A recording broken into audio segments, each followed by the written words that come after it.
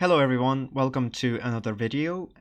First of all, thank you very much for leaving very useful and valuable comments, as well as very warm encouragements on our previous two videos. We've read through all of them and we really appreciate them. And especially the points made about translation were very valid, and we would like to incorporate those feedback into future content. So thank you very much.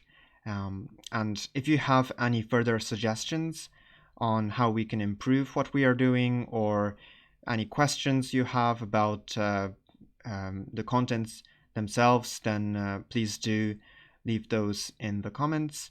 Also, if it's your first time watching a advanced shogi video like this, then please like and subscribe, since we would like to make future videos, and your subscription encourages us to keep on going.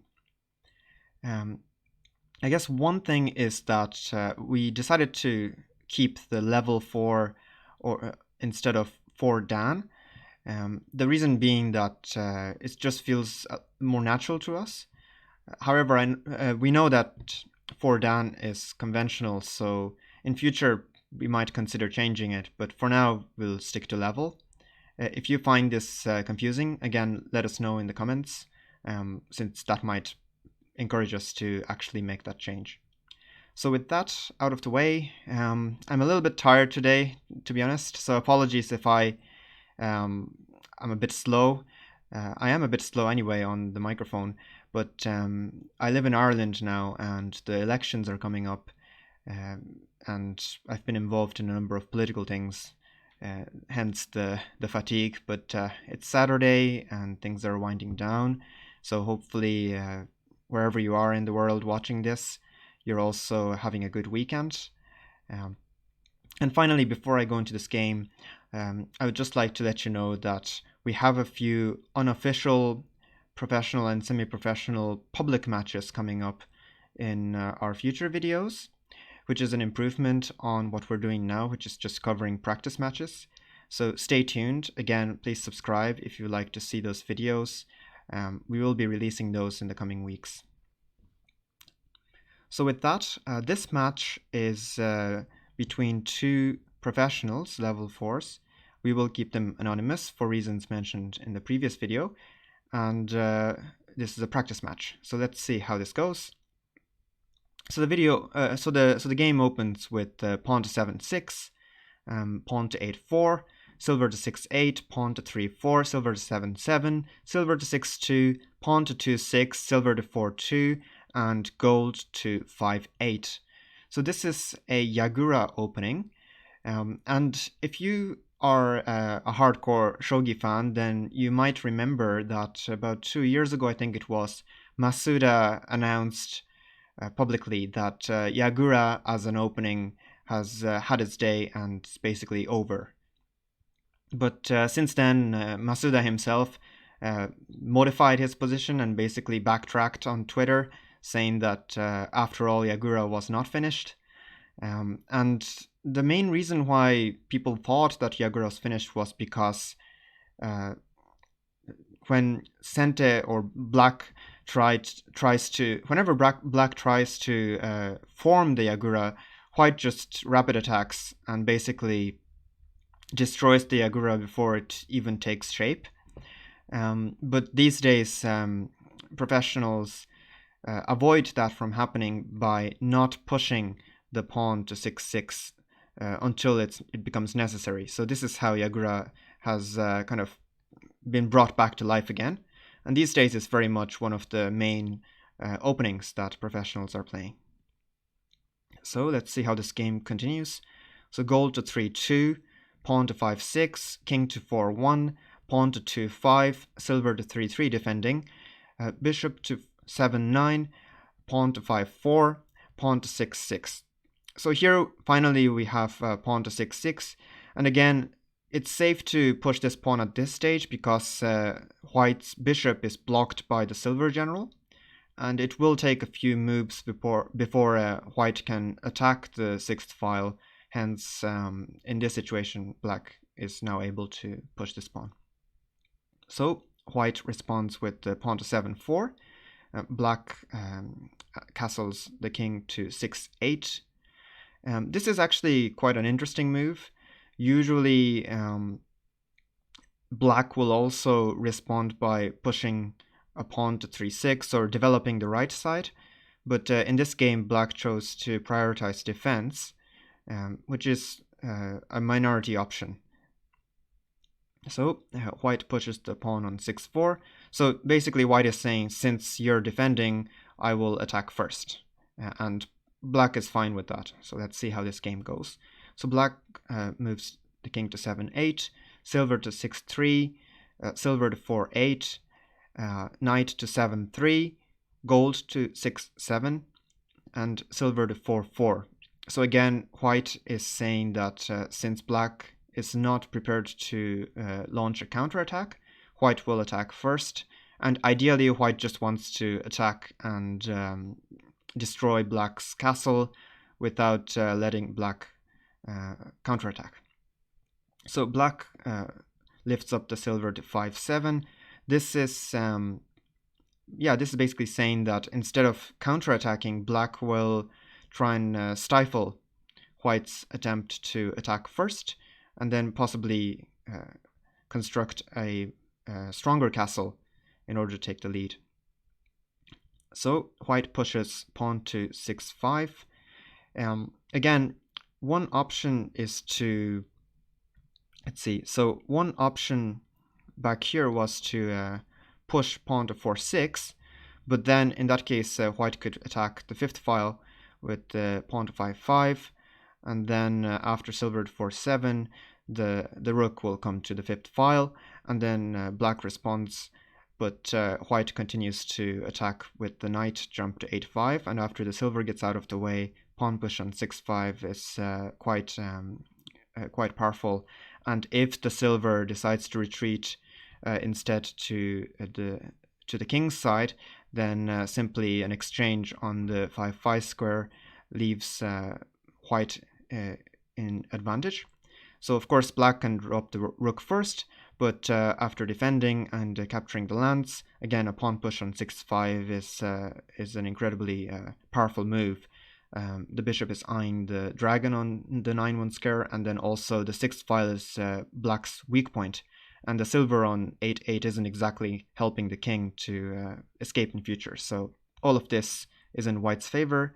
So that means that black really needs to make sure that the fifth file is defended adequately. But then white can now push pawn to 6-5, since if black captures, then the knight can fork the two silver generals, which happens in the real game. And after after silver goes up to 6-6, of course, white exchanged the knight with the silver. Although it feels kind of like an equal game, but again, the attacking knight has been traded with the defending silver, so a lot of people would prefer to take white's side here. However, at this point, white was better off dropping a pawn on 6-4, just to prevent the bishop, black's bishop, from going to 4-6. And after exchanging the pawns on the second file, when the bishop comes back, white can make its move and have more options open. Because in the actual game, white defended with gold to 5-2, which allowed black to drop the pawn on 2-3. The reason why this is a problem is that if white captures with the gold general, then the bishop goes up to 2-4, and after the king comes up to 3-2, the bishop comes back to 4-6, and that is threatening white's rook. And after defending the rook, let's say like that, a check here, and after king goes up to 3-3, a sacrifice on 1-2, followed by a pawn drop, and this really, black succeeds in the counterattack, which white really wanted to avoid in the first place. So that is why this pawn drop cannot be captured, but if the bishop gets out of the way, then black can now wield the bishop in this way. And again, coming back to 4-6 will always be a threat to white's rook. So here black has some tempo over white. So white pushes pawn to 5-5, and the meaning of this will become clear later. So black draws the bishop back to 7-9, and then pawn captures on 5-6. And this actually allows white to defend well. So in the actual game, black jumped to 6-5, but another possibility is to threaten the gold general with a knight drop to 2-4. However, thanks to the extra pawn captured on the fifth file, white can now capture on 2-3, and then after the knight sacrifice, white can drop a pawn on 2-7, 2-6, 2-5, and then a silver drop defending the gold general and threatening the rook. And after rook retreats, white can capture back that knight for free. So in this case, actually, white is in the lead. So yeah, thanks to the pawn capture on 5-6, the knight drop doesn't work. So instead, black jumps the knight to 6-4. So silver goes up to 6-4 defending, and rook comes up to 4-6. This was really the crucial move here. So at this point, black was actually feeling like the game was in its favor, but strictly speaking, the best move here was a pawn drop on 5-3. And the reason will become clear later, but at this stage, white had to respond to this pawn drop. So let's say silver captures, then now bishop comes up to 4-6, and this would have made the variation more predictable compared to what happens in the actual game. So in the actual game, after silver to 6-4, black comes up to bishop to 4-6, and white drops the silver on 5-5 to block the bishop, and then black drops the pawn on 5-3. So here, white actually have multiple options, and one of the options actually swung the game in white's favor. So here you can pause the video, think about what white did here, and if you think you figured it out, then play the video back. So if you found the right move, congratulations, you are a very sharp player. The right move is silver to 4-6, capturing the bishop. So here white is allowing black to capture that gold general on 5-2, which looks like a crucial defending piece, especially since the king cannot exactly go to the third, second, or first file in future. But after black captures on 5-2 and white captures back, you can see that the rook and the silver and the pawn on 5-6 are all aiming at the 5-7 square, and this is especially difficult for black since black is out of pawns. If there were even one pawn, then black could drop a pawn again on 5-3 and it wouldn't be that serious. But since there is no pawn, black has no choice but to attack the rook with the gold general, which black just captured. But of course, white continues attacking with a pawn promotion on 5-7. So at this stage, basically the game is swinging in favor of white. So black captures the rook, check, white captures back, and the correct move would have been for black to capture the pawn with silver to 5-7. But after silver captures, check on 5-3, silver captures, knight captures, bishop captures, and then gold captures back on 5-7. White can drop a knight on 6-5, and because of this, black really can't utilize knights, but without utilizing the knight, there isn't really much of an attack option at this stage. So this is still in white's favor. However, this would have been a little bit closer compared to what happens in the actual game.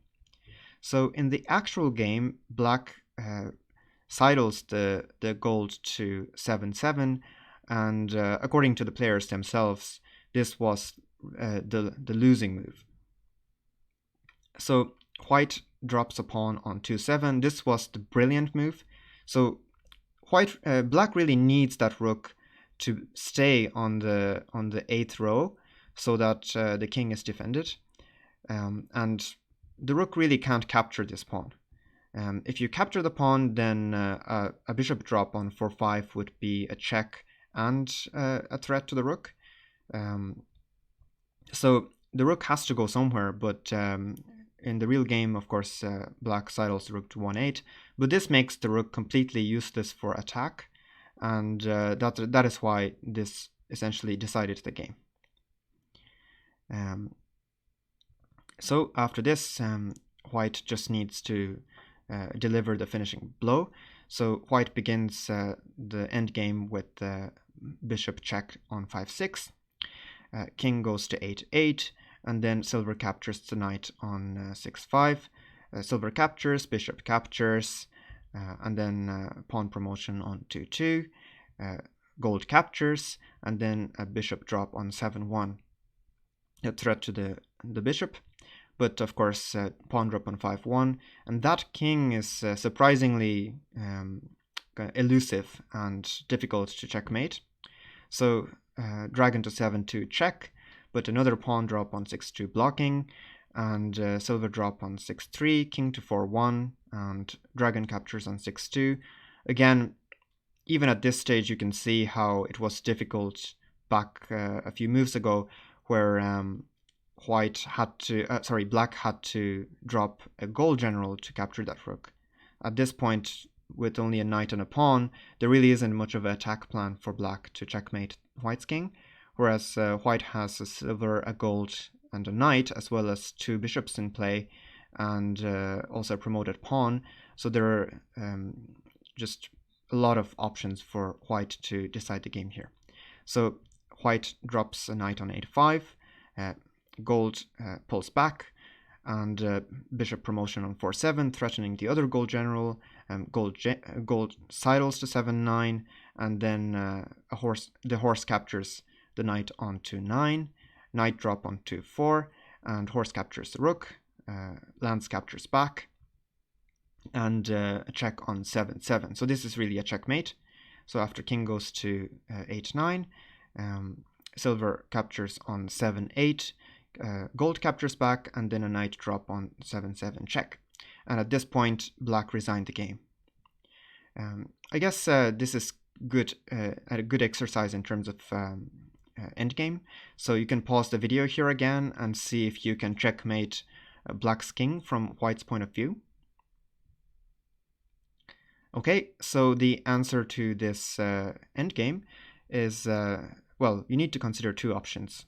So number 1, the easier one, is if king goes to 9-8, then of course bishop promotes on 9-7, and that's a checkmate. It's the easier branch.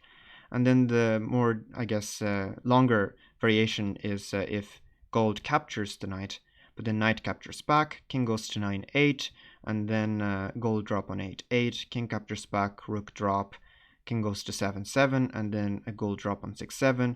And since white's bishop is eyeing the 8-6 square, black at this point is checkmate. So that does it for this video. Again, if you have any suggestions, comments, feedbacks, please do leave them in the comments section. And we are working on more games, including some quite exciting public matches, so stay tuned. And until then, have a nice weekend, and see you later.